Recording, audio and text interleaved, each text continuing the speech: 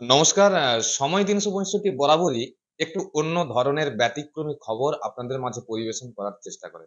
আজ আমরা সেরকমই এক খবর পরিবেশন করব।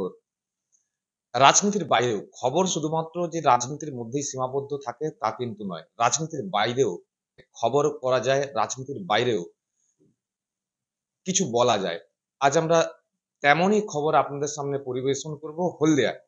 হলদিয়ার রাজনীতির বাইরেও সমাজ সেবার মধ্য দিয়ে মানুষের মন জয় করতে সক্ষম হয়েছে তাদের প্রত্যেকের কাছে পরিচিত নয়নের মণি এক কথায় যাকে বলা যায় শেখ আজগর আলী, অর্থাৎ পল্টু দা নামেই কিন্তু পরিচিত, যাকে গোটা হলদিয়াবাসী শুধু নয় পূর্ব মেদিনীপুর জেলার মানুষরাও দেখেছে কোভিড পিরিয়ডের সময় লোক পাঠিয়ে নয়, নিজে ময়দানে নেমে মানুষের বিপদে আপদে পাশে থাকা থাকতে গিয়েও বা কোভিডের সময় যে আতঙ্কিত মানুষ তাদের পাশে দাঁড়িয়ে এক সেই পল্টুদা আজ সময় ৩৬৫ তে হাজির হয়েছে।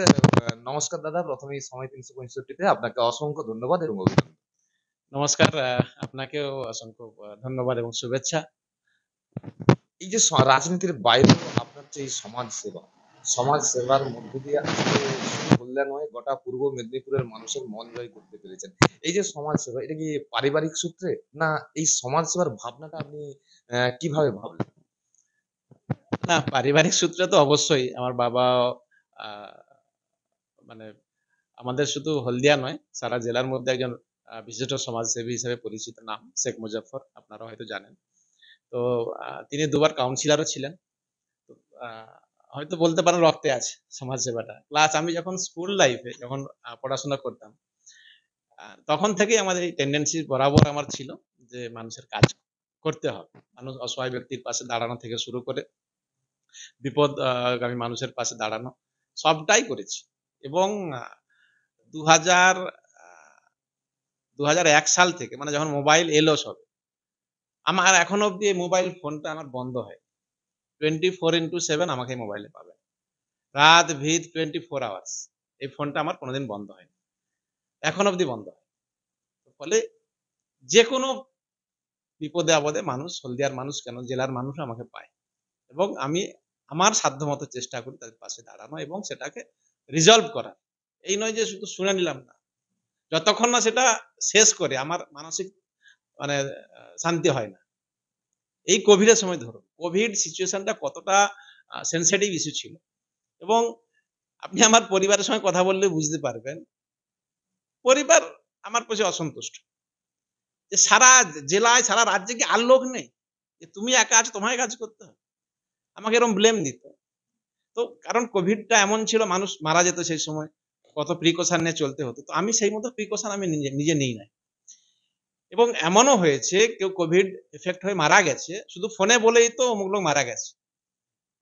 আমি সহ আমাদের টিম সেখানে পৌঁছে যেতাম। যে ধর্মের হোক কাউকে দাহ করা হলো দাহ করতে থেকে শুরু করে কেউ কবরস্থ করা কবরস্থ সবটাই আমরা করেছি। এবং প্রাণ মানুষদের বেঁচে থাকতে হবে তখন সেটা মাথায় নেই আমাদের। কিন্তু মানুষের পরিষেবা দিতে হবে, মানুষের পাশে থাকতে হবে। তাদেরকে বোঝাতে হবে কোভিডটা কি।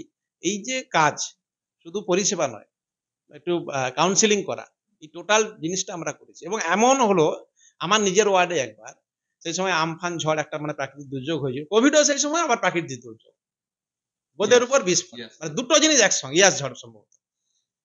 তো লকডাউন, লকিং করা, একদিকে গাছ পড়ে গেছে, ঘর পড়ে গেছে, মানুষকে উদ্ধার করতে হচ্ছে। তার উপর আবার প্রশাসনিকভাবে লক করে দেওয়া হচ্ছে। এই পাড়ায় যাবে না, কোভিড আছে, অমুক আছে।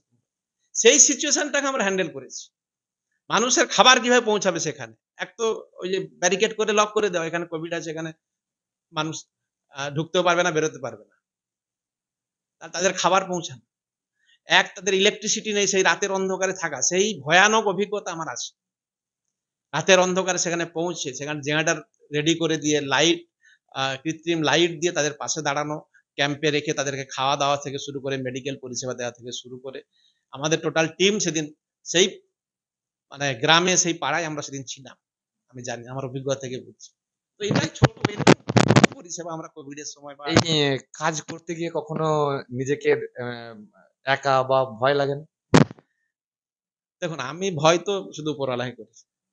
মানুষকে আমি ভয় করি না কাউকে। কোনো মানুষকে ভয় করি না। তো ফলে আমি জানি মানুষকে পৃথিবী থেকে একদিন ছেড়ে যেতে হবে। পরিষেবা মানুষের কাজে যদি একটু লাগতে পারি, নিজের ভালো লাগবে বা উপরওয়ালাকে সেই জবাবটা দিতে পারবো অন্তত মানুষের কাজে এসেছি। তো সেইটা মাথায় রেখে আমি কাজ করি এবং বিশেষ করে দেখুন রাত্রে কোনো অ্যাক্সিডেন্ট হয়ে গেল। রাতে ফোনটা কিন্তু আমার কাছে আসবে। হলদিয়ায় ১ম ফোন আমার কাছে আসে। সেখানে ধরুন আ কোনো প্রশাসনিক হেল্প লাগবে যেখানে মব হয়ে গেছে, ঝামেলা হচ্ছে, পুলিশ আটকে আছে। এরকম সিচুয়েশন অনেক হয়েছে। সেখানেও গিয়ে মব ট্যাকেল করা, মানুষকে বুঝানো, প্রশাসনিক সহযোগিতা করা, মানুষকে সহযোগিতা করা। টোটালটাই কিন্তু আমি বহু বছর ধরে করছি। আজ নয়। আমি বলছি তো আমি কলেজ লাইফ এর আগে থেকেও আমি এই কাজগুলো করি। এবং রাতের অন্ধকারে মানুষের যখনই আমার ফোনের ঘন্টি বাজে আমি পৌঁছে যাই। হাসপাতাল বলুন, কোনো পাড়ায় সমস্যা বলুন, কোনো সাম্প্রদায়িক সমস্যা অনেক সময় হয়। সেখানেও আমাকে গিয়ে ট্যাকেল করতে হয়। প্রশাসন অনেক সময় আমাকে ফোন করে এই জায়গাটায় গিয়ে একটু সাহায্য করতে হবে। তো সেই কাজগুলোও করি। ফলে শুধু কোভিড, আমফান এ নয়, যেকোনো সামাজিক সমস্যা হলে মানুষ আমাদের কাছে আসে এবং আমরা রিজলভ করাই। কারণ পুলিশ, আদালত, আইন অনেক সময় তার বাইরেও একটা আ জগৎ আছে। জগৎ আছে যেখানে মানুষ আ সমাধান পায়। তো বলতে পারেন সেরকম একটা দরবার আমার আছে, যেখানে মানুষ এলে সেই কাজটা আমি করি। এ এত ব্যস্ততা, সমাজসেবা, সমাজসেবা থেকে বড় কথা নিজের হবি। এরপরেও মানে পরিবারকে সময় দেওয়া সম্ভব হয়? এটা পরিবারের কাছ থেকে আপনার রিপোর্ট নিতে হবে। বাড়িতে কে আছে? পরিবারে আমার স্ত্রী আছে, বাবা-মা আছেন, বাচ্চারা আছে। তো সবচেয়ে বড় আ পরিবারের কাছে যেটা বললেন, পরিবারও এটা নিয়ে চিন্তিত থাকে। আমি যখন ধরুন পলিটিক্স এ যাই, যখন শুনে বিভিন্ন জায়গায় অঘটন ঘটেছে, কোথাও গন্ডগোল হচ্ছে, কেউ গুলিবিদ্ধ হচ্ছে, বিশেষ করে নন্দীগ্রাম বা ময়না, বাকসা এগুলো খুব সেনসিটিভ জায়গা। তো যখন এগুলো টিভির পর্দায় দেখে বা কখনো কোনো মুভমেন্ট এ যখন যাই আমরা, সেখানে তো পলিটিক্যাল অনেক কিছু ঘটনা ঘটতে পারে। তো এগুলো নিয়ে পরিবার চিন্তিত থাকে, সেগুলো শেয়ার করে পরে। তো মন খারাপ হয়ে যায় আবার বুঝিয়ে রাখা হয়েছে মানুষের কাজ করতে গেলে এগুলো করতে হবে। But adjustable. তো মানিয়ে নিয়ে চলছি আরকি। হবি তো শুনলাম। কি খেতে ভালোবাসেন? আমি তো একদম নন ভেজিটেরিয়ান। ঠিক আছে? প্রতি বেলায় যদি মাছ, মাংস হয় কোনো সমস্যা নেই। সকালে উঠেও যদি আ মাছ, মাংস থাকুক বা ঘুমাতে যাওয়ার সময় যদি মাংস থাকে কোনো সমস্যা নেই। বিরিয়ানি, চিকেন তন্দুরি এগুলা খুব পছন্দ আমার। পছন্দের তালিকায় আছে। এছাড়াও আমি যেমন নন-ভেজ তেমন ভেজও মানে আমি যখন আমরা যখন র‍্যালিতে যাই, বিশেষ করে পাহাড়ি এলাকায় যখন হিমালয়ান র‍্যালিতে আমার অনেক বন্ধু-বান্ধব আছে যারা গুজরাট থেকে আসে বা অন্যান্য সাউথ ইন্ডিয়ান। ওরা মেক্সিমাম তো ভেজিটেরিয়ান। তো আমাদের ভেজ কাউন্টার, নন-ভেজ কাউন্টার আলাদা থাকে। তো সবাই এলো একসঙ্গে র‍্যালি করে ফ্রেশ হয়ে যায় খেতে গেলাম।